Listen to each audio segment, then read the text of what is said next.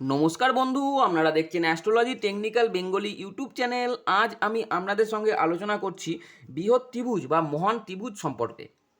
চলুন মেন বিষয় শুরু করি। করতলে বৃহৎ ত্রিভুজ সাধারণত গঠিত হয় আয়ুরেখা। করতলে বৃহৎ ত্রিভুজ গঠিত হয় সাধারণত এই আয়ুরেখা, শিরোরেখা,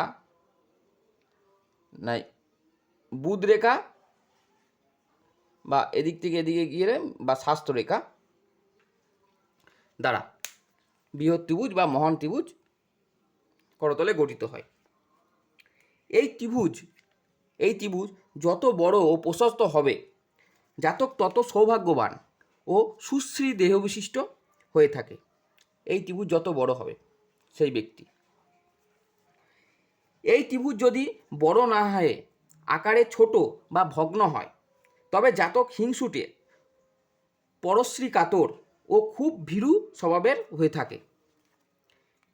এই ত্রিভুজ যদি বড় না হয়, ছোট হয় বা ভগ্ন হয়, এই রেখা স্পষ্ট না থাকলো, তাহলে সেই জাতক হিংসুটে, পরশ্রী কাতর এবং খুব ভীরু স্বভাবের হয়ে থাকে জাতক।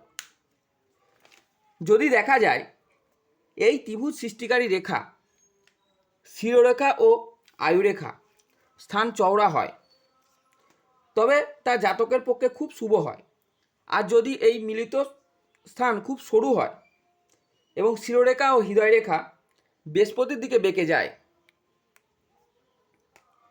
বা বেশি উঠে যায়, তাহলে জাতক ভীরু স্বভাবের হয় এবং কথায় কথায় অভিমান করে, জীবনে অনেক সুযোগ সে নষ্ট করে। এই ত্রিভুজ যদি সরু হয়, এই ত্রিভুজ কোনো রেখা দ্বারা ভগ্ন বা কাটাকাটি না হয়ে, এই ত্রিভুজ যদি কোনো রেখা দ্বারা ভগ্ন বা কাটাকাটি না হয়ে স্পষ্ট ত্রিভুজ তৈরি করে, তাহলে জাতকের বাড়ি, ঘর, জমি, ভূসম্পত্তি প্রভৃতি হয়। আর যদি তা না হয় ভগ্ন কাটাকাটি হয়, তাহলে এইরূপ সুযোগ জাতকের কাছে আসবে, কিন্তু সেই সুযোগ জাতক নষ্ট করে ফেলবে, তার নষ্ট হয়ে যাবে। মহান ত্রিভুজ করতলে কেতু ও মঙ্গলের স্থান শুভ প্রভাব নির্দেশ করে। করতলে কেতু, এই স্থানটা কেতু আর এই স্থানটা মঙ্গল।